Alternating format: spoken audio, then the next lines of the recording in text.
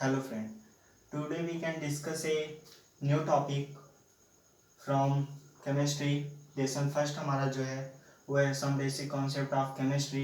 ये class 11th student के लिए मोस्ट इम्पॉर्टेंट है और क्लास 12th के लिए भी इम्पॉर्टेंट है, क्योंकि इसमें हम कुछ सोल्यूशन से रिलेटेड बात करेंगे जो कि क्लास 12th के फिजिकल केमिस्ट्री में सोल्यूशन चैप्टर में आएगा, जैसे कि molecularity and mole fraction and W/W%।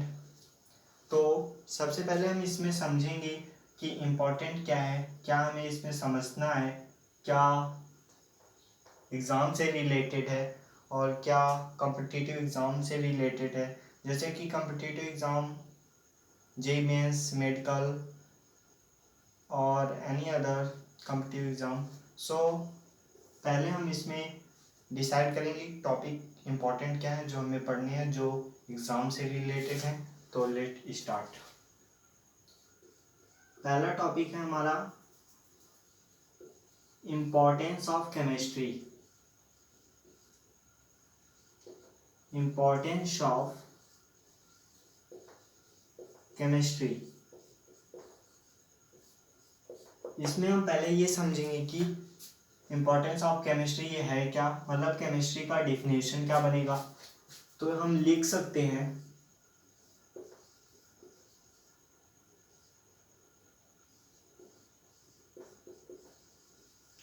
Chemistry is the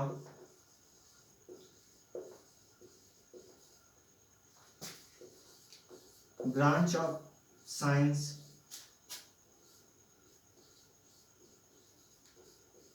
chemistry is the branch of science that studies of composition,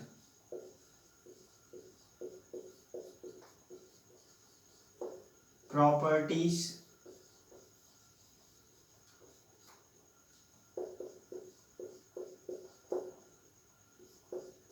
interaction of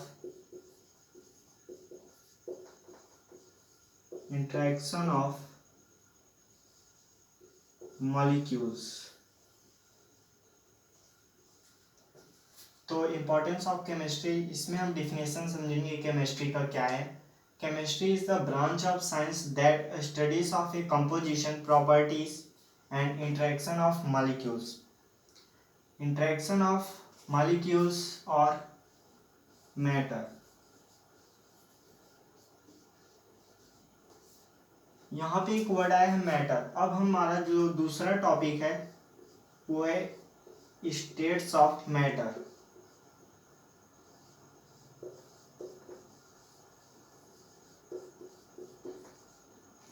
states of matter जो है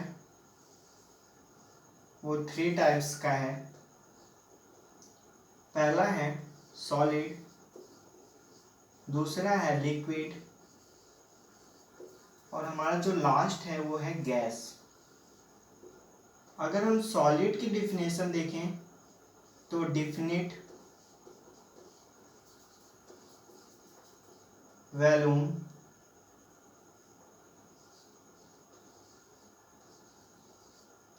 और definite shape.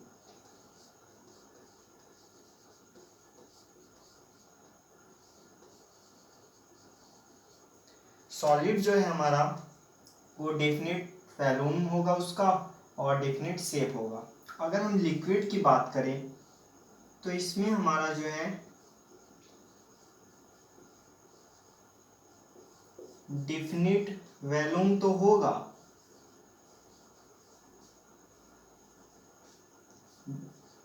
But not definite shape होगा।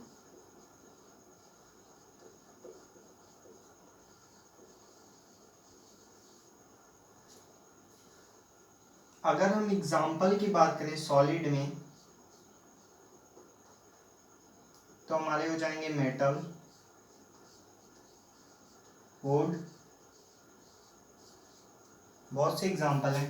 अगर हम लिक्विड में बात करें तो हमारा हो जाएगा ऑयल और हमारा हो जाएगा मिल्क और वाटर, और काफ़ी सारे एग्जांपल हैं। अगर हम गैस की बात करें, हमारा गैस जो है वो ना तो उसका जो है नॉट डेफिनेट शेप है,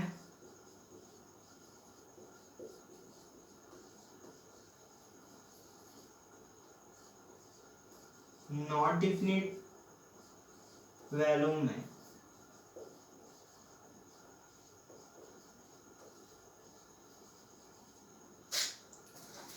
यहाँ पे सॉलिड से हमें पता चल गया कि इसका डेफिनेट वॉल्यूम है, डेफिनेट शेप है।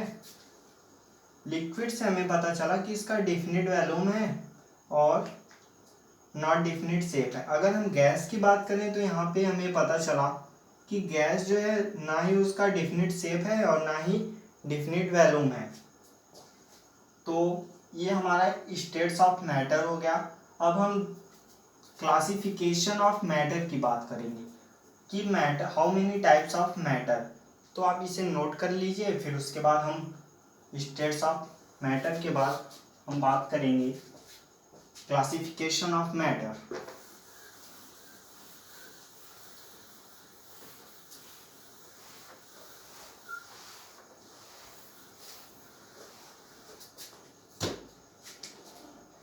फिर है हमारा टॉपिक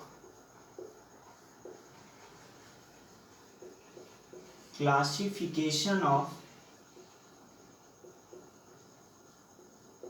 मैटर। इसमें हम मैटर देखेंगे तो मैटर टू टाइप्स के,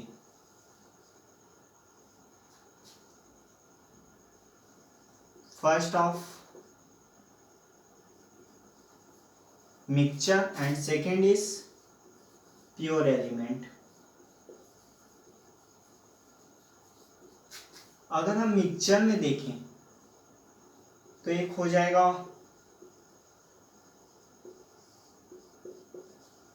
होमोजीनियस मिक्सचर, और हमारा जो सेकेंड है वो है हेट्रोजीनियस मिक्सचर।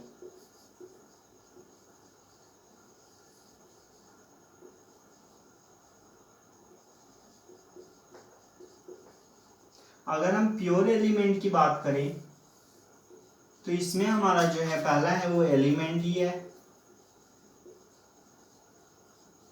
और हमारा दूसरा जो है वो कंपाउंड है।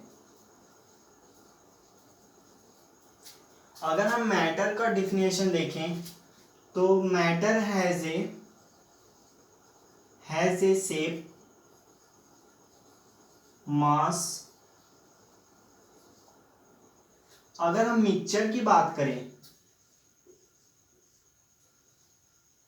मिक्सचर में अगर हम समझेंगे तो मिक्सचर हमारा वो होता है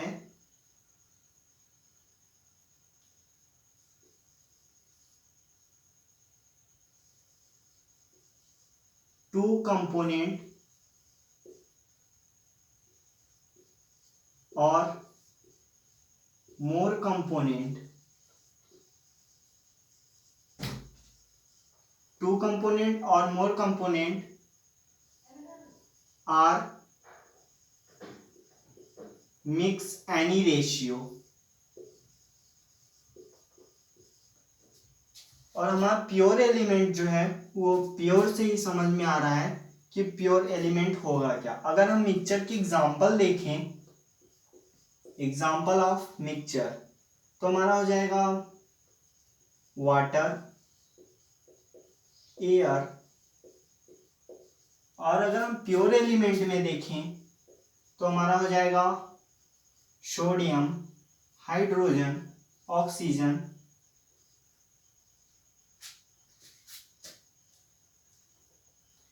फिर हमारा होमोजीनियस मिक्सचर जो है mix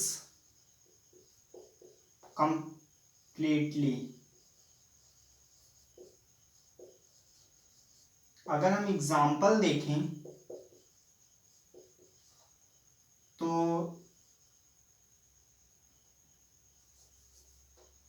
sugar mixture, sugar solution ले लेते हैं और हमारा हो जाएगा air.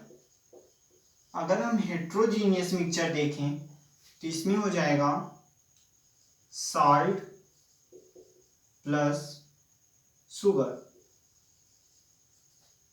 Not completely mix, not completely mix. Element हमारा देखें तो एलिमेंट हमारा हो जाएगा सोडियम, पोटेशियम, हाइड्रोजन। और हमारा कंपाउंड अगर हम देखें, कंपाउंड हमारा हो जाएगा NH3, CO2। ऐसे काफ़ी सारे एग्जाम्पल हो जाएंगे कंपाउंड के। तो ये हमारा क्लासिफिकेशन ऑफ मैटर ये क्लियर हो गया। इसके बाद हम आगे बात करते हैं नेक्स्ट टॉपिक पे। हमारा नेक्स्ट टॉपिक जो है वो है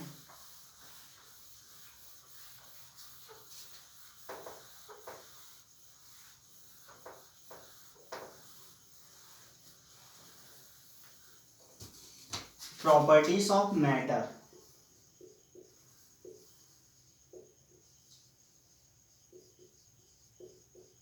properties of matter. Properties of matter जो है वो टू टाइप्स की। मैटर का जो प्रॉपर्टीज होगा वो टू टाइप्स का है। पहला है हमारा फिजिकल प्रॉपर्टी, फिजिकल प्रॉपर्टी। और सेकंड हमारा जो है वो है केमिकल प्रॉपर्टी।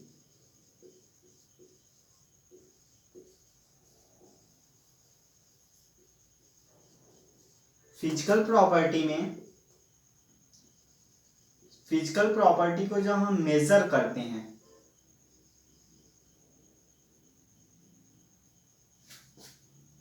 जब हम इसका मेजरमेंट करते हैं और ऑब्जर्व करते हैं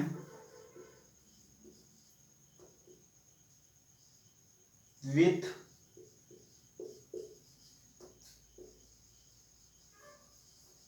change his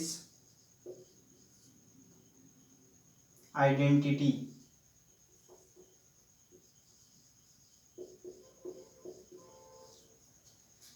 मेजर और observe with change his identity. Example अगर हम देखें, कलर, डेंसिटी और काफ़ी सारे एग्जाम्पल हो जाएंगे। अगर हम इसका देखें, जब हम इसको मेजर करते हैं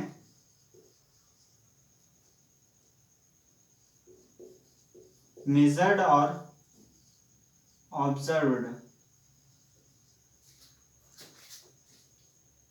not change his identity, not change his identity. Example अगर हम देखें, एसिडिटी और हमारा एक हो जाएगा बेसिसिटी।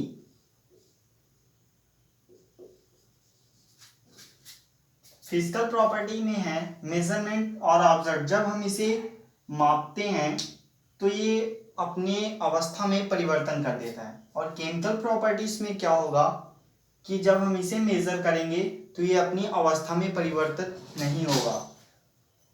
फिर उसके बाद हमारा जो है वो है next topic, law of chemical composition. हमारा नेक्स्ट टॉपिक जो है वो है law of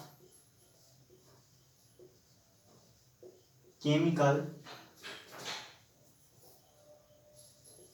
composition. Law of chemical composition ये क्या है, पहले ये समझते हैं। हमारे कुछ साइंटिस्ट जो फेमस साइंटिस्ट थे, उन्होंने कुछ ला दिए विथ बेसिस ऑन केमिस्ट्री पे। इसमें 5 ला जो है वो इम्पोर्टेंट है, जो कि कॉम्पिटिटिव एग्जाम में आता है। उसमें फर्स्ट जो है हमारा वो है law of mass conservation. Law of mass of conservation.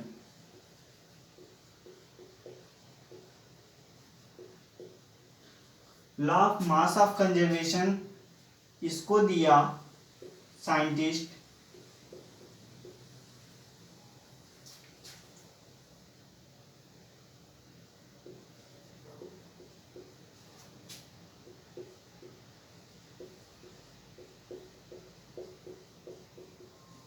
Antonio लेवाशिए, और ये बोलते हैं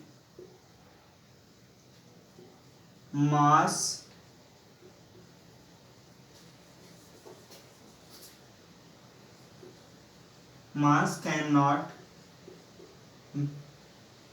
made not destroyed।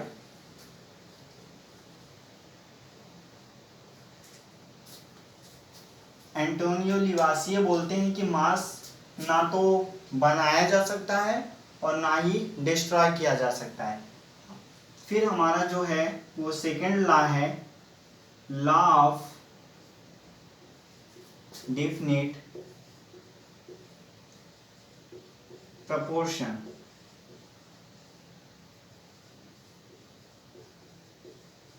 Law of definite proportion इसको दिया जोसेफ प्राउस्ट ने।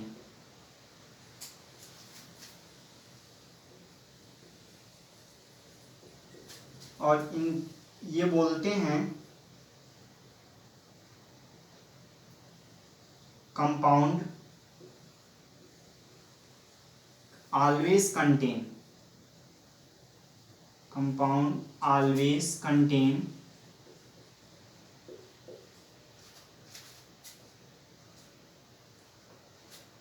इन्होंने अपना जो ला दिया वो इन्होंने इसमें बताया कि compound always contain a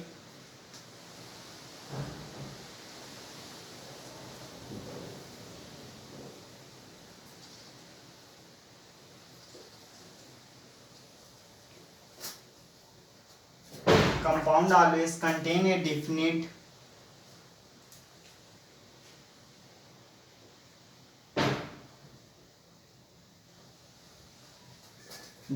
proportion of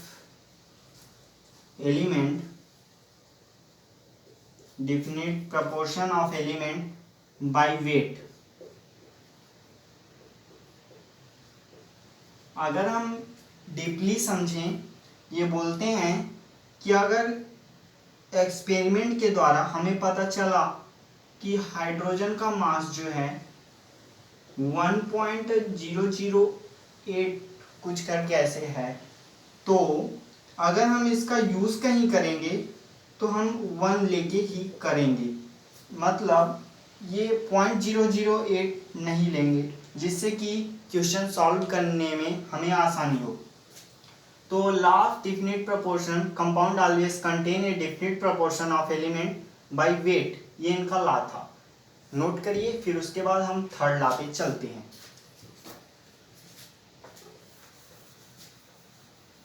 third law जो है हमारा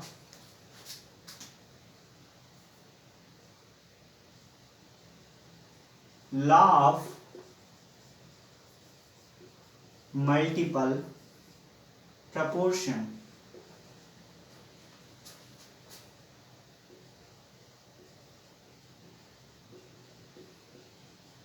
इसको बताया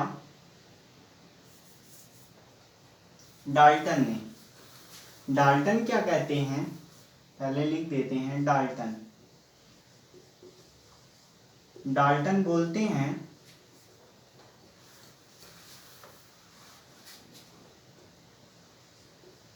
when mass of one element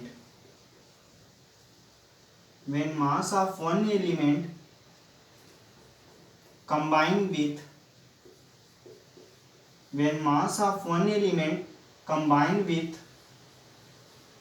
other element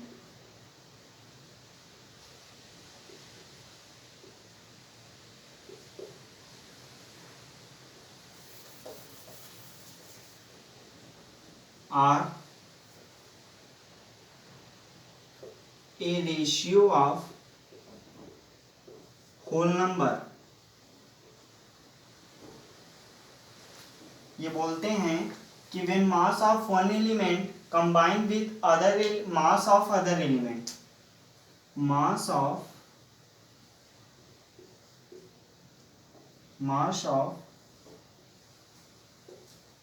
other element are a ratio of whole number। इनका कहने का मतलब ये है कि अगर हम H2O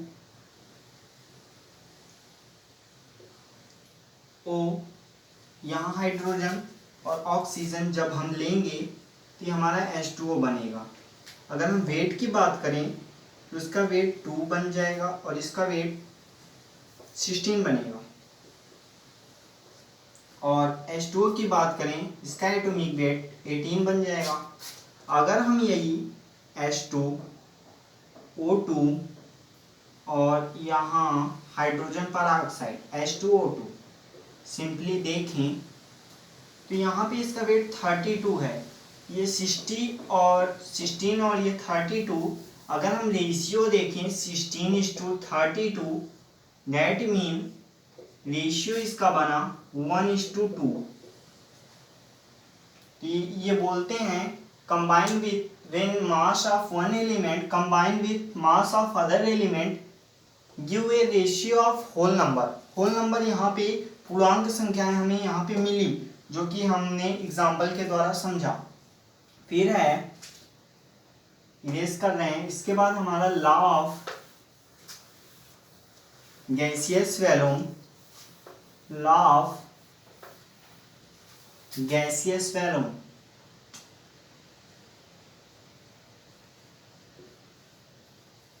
गैसियस वॉल्यूम इसको दिया गैलुशैक ने।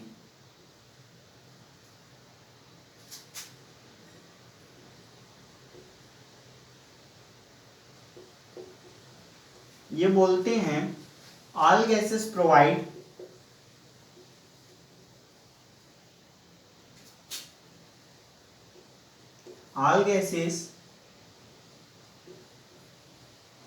provide a simple ratio of volume with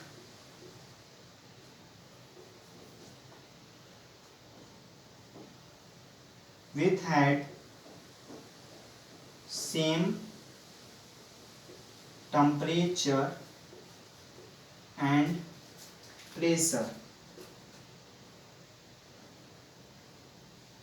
that mean यदि हम हाइड्रोजन जो है वो 100 ml लें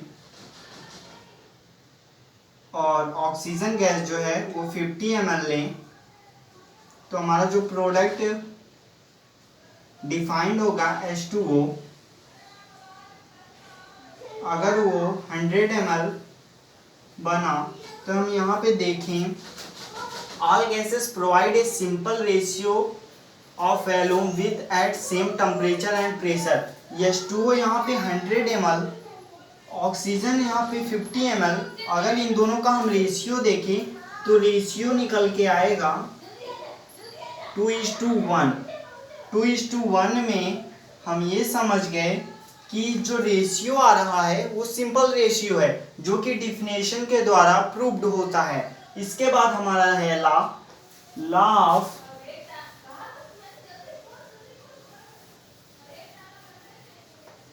of molecule. Law of molecules, इसमें अवोगाद्रो जो कि एक अवोगाद्रो इन्होंने बताया कि at a same temperature and pressure, at a same temperature and pressure, equal volume of gas gas provide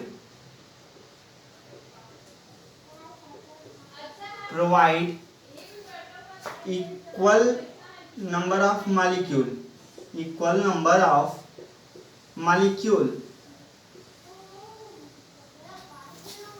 अगर हम एग्जाम्पल लें इसका, तो एग्जाम्पल में हमें ये समझ में आएगा कि यहाँ पे अगर हम H2 प्लस O और देखें H2O जो हमारा सिंपली बना है, बाकी तो ऐसे रिएक्शन होते नहीं हैं, लेकिन अगर हम एग्जाम्पली लें, अगर यहाँ इसका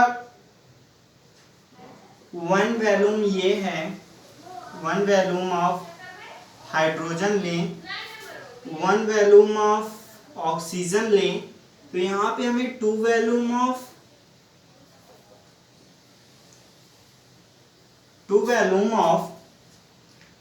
वाटर वेपर प्रोवाइड होगा। तो यहाँ पे हमने पांचों लॉ ऑफ केमिकल कंपोजिशन वो कंप्लीट किए। इसके बाद हमारा जो नेक्स्ट सेशन होगा वो रेगुलरली चलेगा।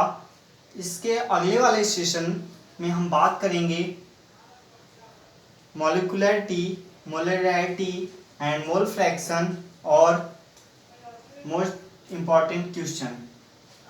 So thanks of all seeing to me, and subscribe my channel and like and share with your friend, which we was get a knowledge and improve